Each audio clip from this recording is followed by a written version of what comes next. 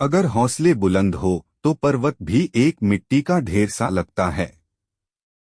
ऐसे महान विचार रखने वाले एक वीर योद्धा जिन्हें हम छत्रपति शिवाजी महाराज के नाम से जानते हैं, उनके बारे में हम इस वीडियो में चर्चा करने वाले हैं।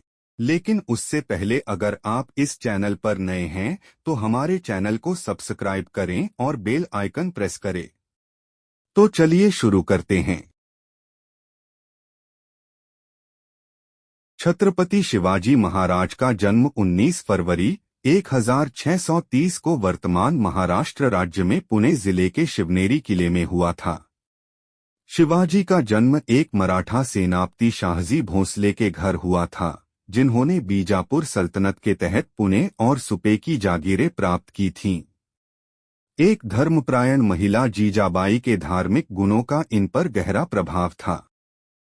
छत्रपति शिवाजी महाराज ने वर्ष 1645 में पहली बार अपने सैन्य उत्साह का प्रदर्शन किया, जब किशोर उम्र में ही इन्होंने बीजापुर के अधीन तोरण किले पर सफलतापूर्वक नियंत्रण प्राप्त कर लिया। इन्होंने कोंडाना किले पर भी अधिकार किया। ये दोनों किले बीजापुर के आदिल शाह के अधीन थे।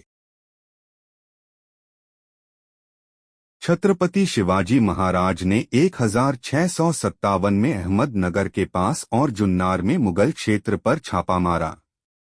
औरंगजेब ने नासिरी खान को भेजकर छापे का जवाब दिया, जिसने अहमदनगर में शिवाजी की सेना को हराया।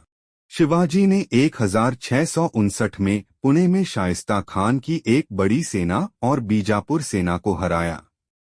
1664 में सूरत के समृद्ध मुगल व्यापारिक बंदरगाह को शिवाजी ने लूट लिया था। जून 1665 में शिवाजी और राजा जय सिंह प्रथम, जो कि औरंगजेब का प्रतिनिधित्व था, उनके बीच पुरंदर की संधि पर हस्ताक्षर किए गए। इस संधि के अनुसार कई किले मुगलों को दे दिए गए और यह सहमति हुई कि शिवाजी आगरा में औरंगजेब से मिलेंगे। शिवाजी अपने पुत्र संभाजी को भी भेजने के लिए सहमत हो गए। जब शिवाजी 1666 में आगरा में मुगल सम्राट से मिलने गए तो मराठा योद्धा को लगा कि औरंगजेब ने उनका अपमान किया है और वे दरबार से बाहर चले गए। जब शिवाजी को गिरफ्तार कर लिया गया और बंदी बना लिया गया तो आगरा के बाहर भेष बदलकर शिवाजी और उनके पुत्र का कारावास से चतुराई पूर्वक भाग जाना आज भी प्रसिद्ध है। इसके बाद 1670 तक मराठों और मुगलों के बीच शांति रही। मुगलों द्वारा संभाजी को दी गई बरार की जागीर उनसे वापस ले ली गई।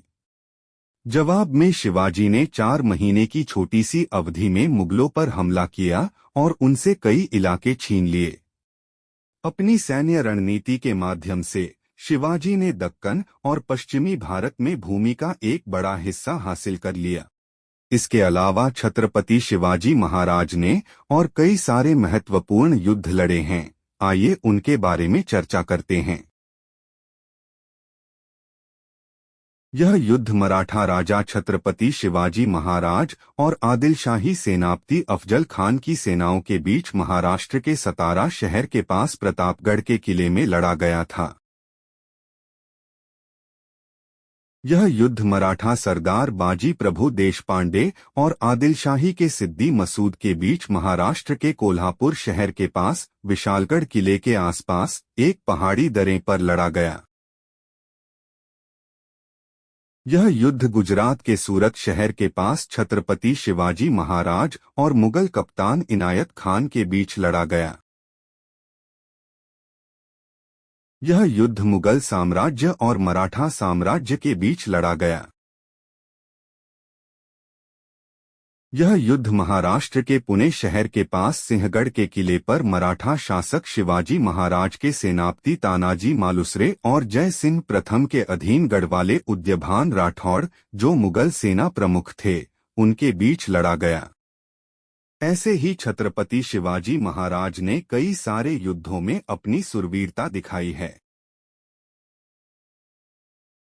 शिवाजी ने एक अनुशासित एवं कुशल सेना संगठित की। सामान्य सैनिकों को नकद भुगतान किया जाता था, लेकिन प्रमुख और सैन्य कमांडर को जागीर, अनुदान, सारंजम या मोकासा के माध्यम से भुगतान किया जाता था। सेना में पैदल सेना यानी मावली पैदल सैनिक, घुड़सवार सेना यानी घुड़सवार और उपकरण धारक नौसेना शामिल हैं। शिवाजी को 6 जून 1674 को रायगढ़ में मराठों के राजा के रूप में ताज पहनाया गया। इन्होंने छत्रपति, शाकार्ता, क्षत्रिय कुलवंत और हैंदव धर्मोद्धारक की उपाधि धारण की थी। शिवाजी द्वारा स्थापित मराठा साम्राज्य समय के साथ बड़ा होता गया और 18वीं शताब्दी की शुरुआत में प्रमुख भारतीय शक्ति बन गया। छत्रपति शिवाजी महाराज की मृत्यु हनुमान जयंती की शाम लगभग 3 से 5 अप्रैल 1680 को 50 वर्ष की आयु में हुई। उनकी मृत्यु का सटीक कारण अज्ञात है। छत्रपति शिवाजी महाराज की निःसंतान सबसे बड़ी जीवित पत्नी पुतलाबाई ने उनकी चिता में कूदकर सती होने का फैसला किया। एक अन्य जीवित पत्नी सकवारबाई को ऐसा करने की अनुमति नहीं थी क्योंकि उसकी एक छोटी बेटी थी। छत्रपति शिवाजी महाराज की मृत्यु के बाद सोयराबाई ने अपने सौतेले बेटे संभाजी के बजाय अपने बेटे राजाराम को ताज पहनाने के लिए विभिन्न प्रशासन मंत्रियों के साथ योजना बनाई। 10 वर्षीय बालक राजाराम को 21 अप्रैल 1680 को राजगद्दी पर बिठाया गया।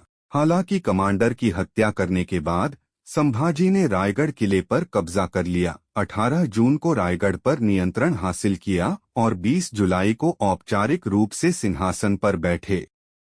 तो दोस्तों, अगर आपको यह वीडियो पसंद आए तो हमारे चैनल को सब्सक्राइब करें और अपना समर्थन दें। Thank you.